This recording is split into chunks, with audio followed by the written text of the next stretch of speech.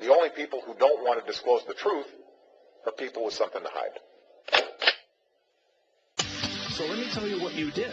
You allowed the system to go forward with no encryption on backup systems. They had no encryption on certain boundary crossings. You accepted a risk on behalf of every user of this computer that put their personal financial information at risk because you did not even have the most basic end-to-end test on security of the system. Amazon would never do this. ProFlowers would never do this. Kayak would never do this. This is completely an unacceptable level of security. And here's the scary part. We found out after the contractors last week that an end-to-end test hadn't been conducted on security, not functionality, because if it's not functioning, you know it's not secure.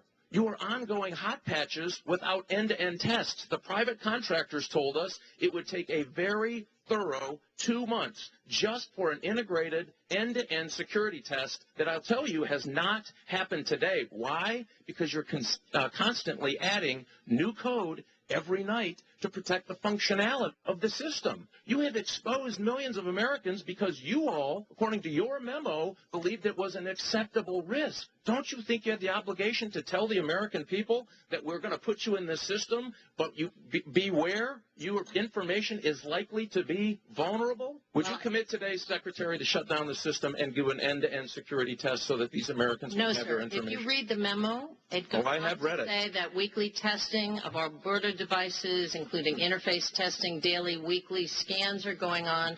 This is a temporary authority. Candidly, that's not what the memo says. All right, there you have it. The White House, one of many problems. Now the other issue, one of many issues to come, to light this weekend, is about security, about privacy, which they never even tested. I mean, look at the headlines from today. White House insider warned 3 years ago that Obamacare would implode. 3 years ago. CBS News reported that. The warnings were specific and dire and ignored. White House aides debated Obama's health care lie. They knew that it was a lie then and there, and now 93 million is apparently the tip of the iceberg. It's even going to be more than what we reported last week. 16 million Californians to lose their current health care policies. You got this story that I referred to earlier, the Atlantic Wire, where you have 3 guys building a better Obamacare website in less than 30 days. How is that possible, as Obamacare's website is down for repairs yet again? You got over the weekend, you got stories about how seniors are getting hurt by Obamacare. Medicare Advantage patients are getting hurt in just the way the critics of the president's plan said they would. White House admits Obamacare enrollment number is not good. How could they possibly expect that? Families now being hurt by Obamacare are sharing their stories, state-by-state breakdown. How many people are going to be losing their insurance? I mean, it's now getting real for Americans, real people, real consumers, real cancellation letters, real rate shock, real privacy concerns, real awareness that you can't keep your doctor and you can't keep your plan. Sticker shock is real for people. Well, one story that was broken on the Heritage Foundation's website about Tom Dougal, lawyer from South Carolina, found out over the weekend that his personal information and documents were sent by mistake to another man when he attempted to enroll on the healthcare.gov website. That story uncovered by the Heritage Foundation and Internet security expert Steve Bucci, and he joins us as well as Tom Dougal, a lawyer. Guys, welcome to the show. Thank you. Thanks for having me. All right, well, first, Steve, I guess you figured this out. You're an Internet security expert. How safe is this site, in your opinion? Well, I think if you just look at the evidence, Sean, it's not safe. This is the most critical personal information that our society has that your doctor's receptionist will get fired for if she talks about it too loudly so other people in the waiting room hear it, and we're blasting it out over the Internet with apparently no security whatsoever. It's just sort of an unconscionable situation. All right, so now tell us the story, and then we'll get Tom's take on it. Tell us the story that you found out about Tom. Well, Tom contacted us because after trying desperately to sign up for this stuff because he was threatened with an incredibly expensive option if he didn't, he finally got through the system. He was patient enough to fight through it, all the bad functionality, and got sent to documents to download that apparently belonged to someone else. So he got somebody else's data, and who knows where in the world his went.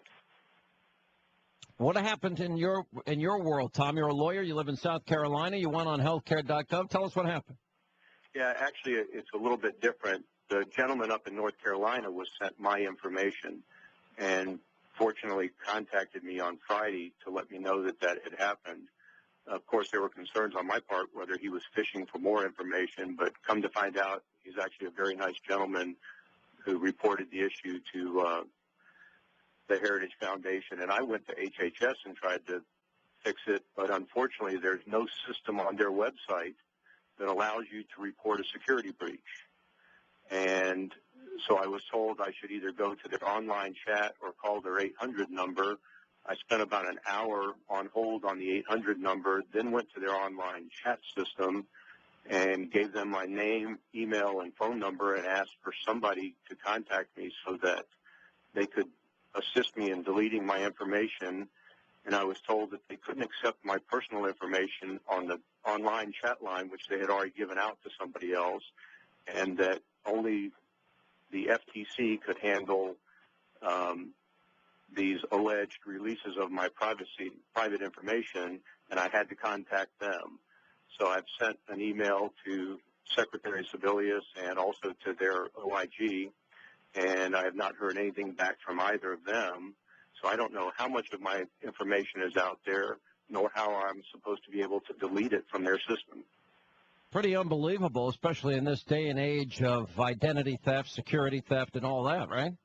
Well, that's what bothers me is, number one, there's no system to report the breach, and number two, this is some guy in North Carolina who was sent the information by HHS. It wasn't like he's a professional hacker who's trying to get into the system, and you only wonder if he had been a hacker, what could he get to? And all I want is for somebody to take my information off the website, but I can't get a response from anybody at HHS. So it's very frustrating.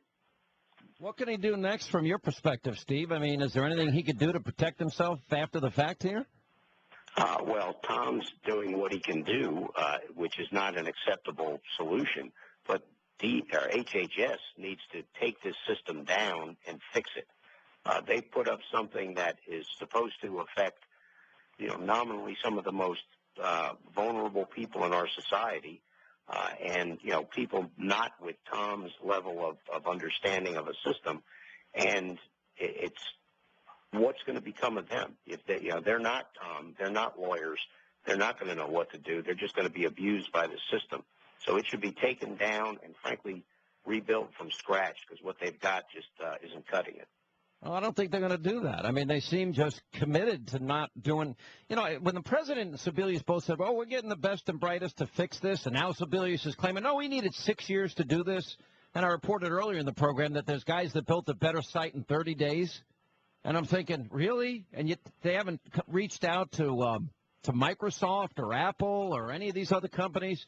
I've talked to other computer experts. They all say the same thing. They could have built a better site for hundreds of millions of dollars cheaper in a record period of time. I mean, it's just amazing to me. But would there be any liability for the government if anything happened in terms of identity theft for Tom Dougal, Steve?